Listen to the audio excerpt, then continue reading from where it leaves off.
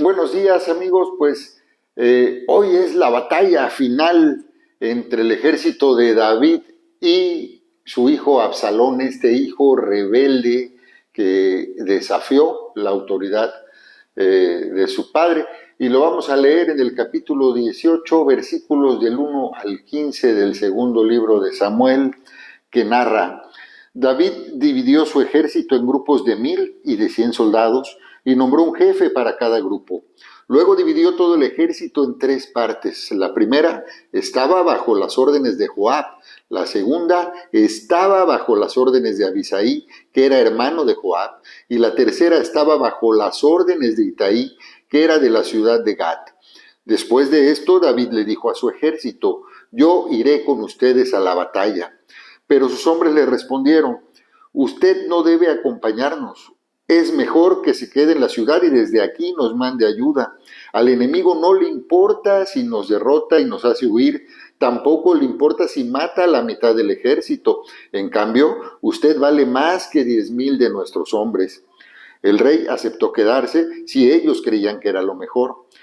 Se paró entonces a la entrada de la ciudad mientras veía salir su ejército en grupos de 100 y de 1000 soldados. Cuando pasaron Joab, Abisai e Itaí para enfrentarse al ejército de Absalón, el rey les gritó: cuiden a mi hijo Absalón. Y toda la gente oyó esta orden que el rey les dio a los jefes de su ejército.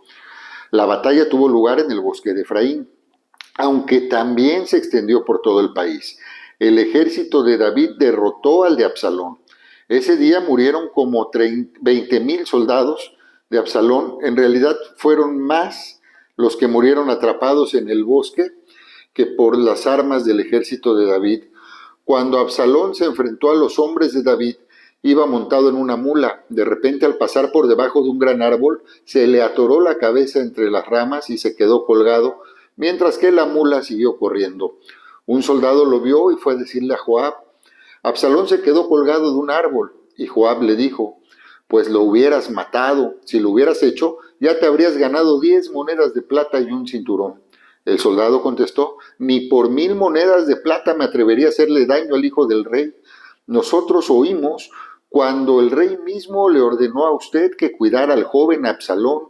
También se lo dijo a Abisai y a Itaí. Si yo lo hubiera matado, el rey llegaría a saberlo, pues él se entera de todo. Y entonces hasta usted se pondría en mi contra. Joab le dijo: estoy perdiendo el tiempo contigo.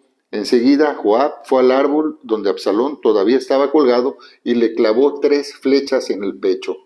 Los 10 ayudantes de Joab rodearon a Absalón y acabaron de matarlo, pues era ineludible el fin de Absalón. Recordemos que todo esto está sucediendo porque en un momento de ocio David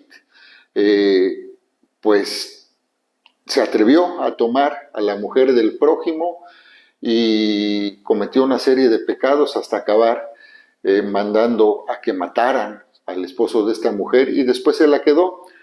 Recordemos cuál fue el juicio de Dios en ese entonces, pues que no se iba a apartar la espada de la casa de David y que sus mujeres pues también serían tomadas. Y sucedió, recapitulemos, que a su hija Tamar la viola su hijo Amnón, y luego Absalón, este mismo Absalón, pues toma la justicia, la venganza en sus manos, engaña a David para poder asesinar a su hermano, y cuando David, después de 3 años, lo perdona, Absalón se rebela y le disputa el reino, poniéndole al pueblo en su contra a David, y no solo eso, peleando contra él y contra su ejército con espada, desafiando el poder del padre. ¿Y qué vemos en este pasaje donde pues lamentablemente pues Joab, en su papel de general del ejército, pues toma la decisión de preservar el reino de su señor David, pues deshaciéndose del peligro que representaba el rebelde Absalón? Pues vemos reflejado en David el amor del Padre. El amor del Padre que es capaz de perdonarlo todo. Y ustedes dirán, pues Absalón era un mal hijo, era un hijo que jamás obedeció a su papá, que fue capaz de tomar la venganza en sus manos, de matar a su hermano, y no solo de eso, que fue capaz de levantarse contra su propio padre. ¿Esto a qué le suena, amigos? Esto pues es el reflejo de nuestra propia rebeldía hacia nuestro Padre Celestial. Somos hijos tendientes a desobedecer y a veces hasta confrontar a nuestro propio Creador, y sin embargo Dios, y nos lo dice la Biblia, pues nos ama tanto que mandó al Señor Jesucristo, su Hijo, no para condenarnos, sino para salvarnos, para que tuviéramos vida eterna, para adoptarnos y hacernos hijos suyos también, y como hijos suyos, pues llenarnos de su amor. Cuando veo esta actitud de David, pues vemos la misma misericordia que Jesucristo mostró hacia sus perseguidores cuando en la cruz le exclamó a Dios y le dijo: Padre, perdónalos porque no saben lo que hacen. David les dice: cuiden a mi hijo Absalón. En otras versiones, esta es traducción al lenguaje actual, en la versión Reina Valera, pues nos dice que les traigan vivo, pide que le traigan vivo a Absalón, que cuiden su vida, que no lo maten. Lamentablemente pues es desobedecido, pero el amor del Padre es el que se refleja en David. Y cuántas veces nosotros mismos pues somos incapaces de perdonar a nuestros propios hijos, ¿verdad? Y andamos ahí guardando rencores, así como el Señor Jesucristo le pidió a Dios, intercedió por nosotros y pidió: padres, perdónalos, no saben lo que hacen. Luego de haber sido humillado, de haber sido torturado, de haber sido clavado en una cruz. Pues Dios lo que quiere es que nosotros perdonemos. Dios nos dice que nos amemos los unos a los otros, y el Señor Jesús, cuando nos enseñó el Padre Nuestro, pues la petición es: perdónanos como nosotros perdonamos a los que nos ofenden. Él nos enseñó a no pagar el mal con mal, sino hacer el bien, ¿verdad? Y no fue específico, porque es general. Dios no quiere que perdonemos solamente a nuestros enemigos, Dios no quiere que solamente perdonemos a los que nos aman, ¿verdad? Sino quiere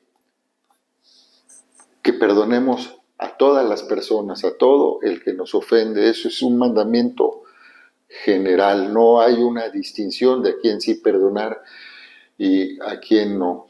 Y bueno, hay que recordar que también nosotros estamos aquí meditando sobre la palabra de Dios porque venimos al Señor y le pedimos que nos perdonara y fuimos perdonados. De esa manera es el amor del Padre hacia nosotros, que a pesar de todas nuestras desobediencias, a pesar de todas nuestras rebeliones, Él nos llama y nos hace hijos suyos.